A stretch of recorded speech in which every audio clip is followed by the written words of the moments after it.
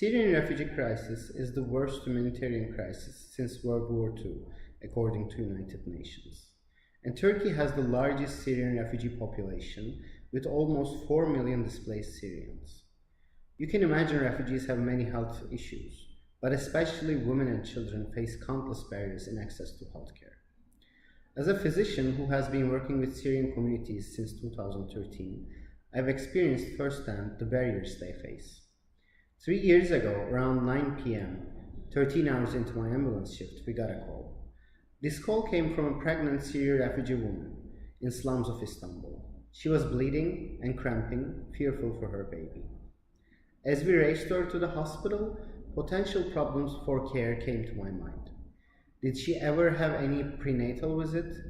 Did she know about how to access health services? Does she have her temporary ID required to access free care? At the hospital, the obstetrician was not optimistic about the outcome. I wanted to stay, but had to leave for another call. If this woman was able to access prenatal care, just like any other woman in Turkey, we could have avoided or at least decreased this risk. This and many other stories where health problems of refugee women and children could have been avoided led us to think about an innovative solution. Our evidence-based mobile app HERA enables Syrian women to take ownership of their and their children's health through reminders, education, and financial incentives. We are currently piloting HERA with a cohort of 300 women in Istanbul with the support of Grand Challenges Canada. So here's our mobile app HERA.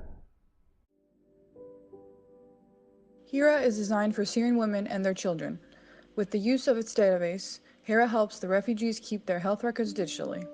It also sends push notifications before important dates such as vaccinations for children or prenatal checkups for pregnant women. Our field experiences show us that refugees have little or no information about their health and the health system in Turkey, and changing legal regulations that affect them. HERA will help Syrian refugee communities get informed legally and medically by providing them Arabic, Turkish language support.